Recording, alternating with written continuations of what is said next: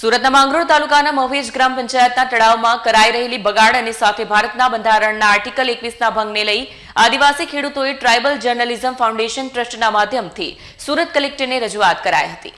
સુરત કલેક્ટરને માંગરોળ તાલુકાના મહવેજ ગામના ખેડૂતોએ ટ્રાઇબલ જર્નલિઝમ ફાઉન્ડેશન ટ્રસ્ટના માધ્યમથી આવેદનપત્ર આપ્યું હતું અને જણાવ્યું હતું કે ગામમાં આવેલ 10 એકરના તળાવમાં 10 વર્ષથી વારંવાર સરકારી યોજના પ્રમાણે ખોદાણ થાય છે અને 50 થી 60 ફૂટ ઊંડું તળાવ થયું છે। જો કે હજુ પણ સરપંચ સહિતની ટોળકી દ્વારા માટી કાઢવા માટે તળાવમાં ખોદકામ કરાઈ રહ્યું હોય, જેથી તળાવની આજુબાજુની જમીન પરના ખેતરોને ભારે નુકસાન થઈ રહ્યું હોય, ત્યારે કિંમતી જળ સંપત્તિનો બગાડ કરી ભારતના બંધારણના આર્ટિકલ 21નો ભંગ કરી ગુનાહિત કૃત્ય કરનાર સરપંચ સહિતની ટોળકી સામે પગલાં લેવાની માંગ કરાઈ હતી। મારું નામ મહેન વસાવા છે અને અમે ટ્રાઇબલ જર્નલિઝમ ફાઉન્ડેશન ટ્રસ્ટનો વાઇસ પ્રેસિડન્ટ છું અને આજે અમે સુરત કલેક્ટરશ્રીને આવેદનપત્ર આપવામાં આવ્યા છે। એનો વિષય છે સુરત જિલ્લાના માંગરોળ તાલુકાના મહવેજ ગામના તળાવ જે 10 વર્ષથી ત્યાં ખોદકામ ચાલે છે અને એને સિંચાઈના માટે 12 માસ પાણી ભરપૂર રહે છે, પરંતુ છેલ્લા 3-4 મહિનાથી ત્યાં જે આખું તળાવ ભર્યું હતું તે અમુક સરપંચ અને સરપંચના સભ્યોના થકી એ તળાવનું આખું પાણી ત્યાંની જે ખાડી છે એમાં ખાલી કરવા મોટા મશીનરી મૂકીને ખાલી કરી દેવામાં આવ્યું છે અને એમનો આશય છે કે આ તળાવ ફરીથી ખાલી કરી અને એનું જમીનનું માટી ખનનનું કામ કરી શકે।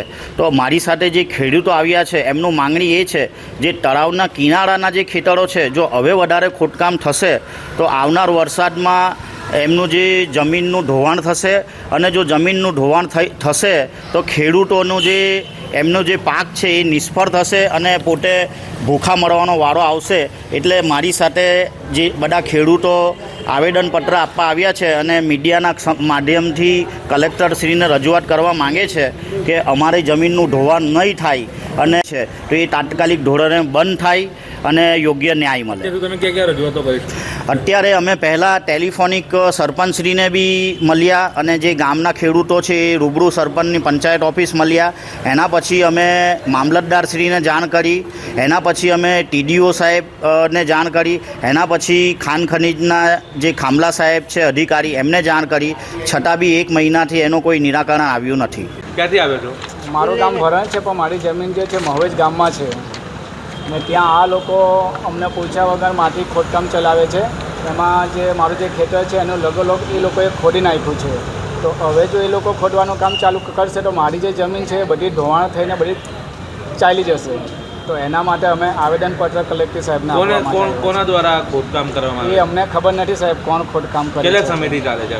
આજે 6 મહિના પહેલાં બી એ લોકોએ ખોદકામ ચાલુ કર્યું તો અમારા ખેતરમાં એ લોકોએ ભરેલી ટ્રકો કાઢી તો અમને કશી જાણ પણ નથી કરતા અને ખબર પણ નથી પાડતા। તમે ક્યાં રજૂઆતો કરી? કોને મળ્યા બાબતે?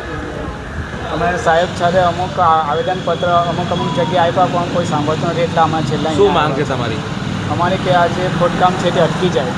કનુભાઈ બચુભાઈ વસાવા। ક્યાંથી આવો છો? અમે મહવેજ ગામથી આવીએ છીએ। અચ્છા, શું સમસ્યા છે?